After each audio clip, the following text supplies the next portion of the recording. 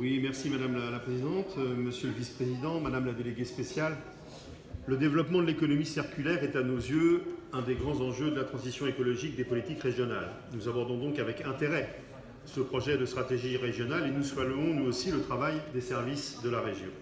Vous proposez d'accroître la souveraineté du territoire en matière première et d'améliorer le recours aux ressources locales, de lutter contre les gaspillages et l'obsolescence programmée. Vous évoquez également la nécessité de favoriser la sobriété et le recours aux ressources renouvelables. Ces questions impliquent en effet de repenser nos besoins collectifs, de réfléchir à de nouveaux modèles d'approvisionnement, de production et de consommation. Ces grands principes qui évoquent votre rapport sont portés depuis plusieurs années par celles et ceux qui soutiennent le développement de l'économie circulaire. Nous y adhérons bien sûr. Ces principes progressent, c'est une bonne chose. La situation écologique de la planète nous l'impose, la prise de conscience collective des conséquences environnementales de nos systèmes productifs et de nos modes de consommation se renforce. De même en ce qui concerne la fragilité, le gaspillage et la raréfaction des ressources naturelles. Derrière les réflexions qui émergent depuis une quinzaine d'années sur l'économie circulaire, c'est en fait tout un questionnement sur les contradictions de nos sociétés capitalistes, sur les conséquences du productivisme, du consumérisme et du profit à tout prix qui s'imposent à nous. Ou plutôt qui s'imposent à tous ceux qui refusaient de voir ces contradictions et qui ont perpétué à travers leurs choix politiques ces modèles économiques et sociaux destructeurs.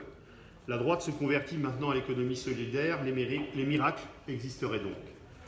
Il vous aura fallu ici, à la région, un mandat entier pour y venir. Mais après 5 années d'inaction, l'approche du prochain scrutin n'est peut-être pas indifférente à cette prise de conscience.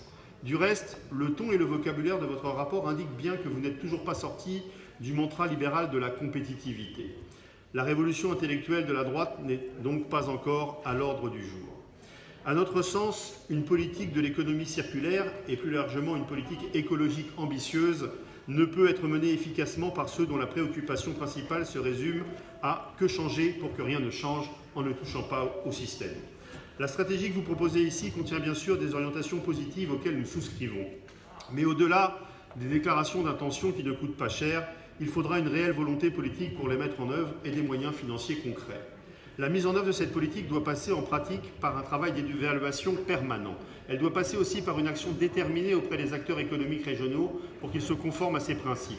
Et il faut non seulement de l'incitation, mais aussi assortir les aides régionales de conditions et d'obligations. C'est une faiblesse importante de votre stratégie que souligne le Césaire, qui y voit une dynamique plus incitative que contraignante. Il propose à juste titre une évaluation sérieuse et précise de cette politique afin de permettre son ajustement et, le cas échéant, une conditionnalité des aides.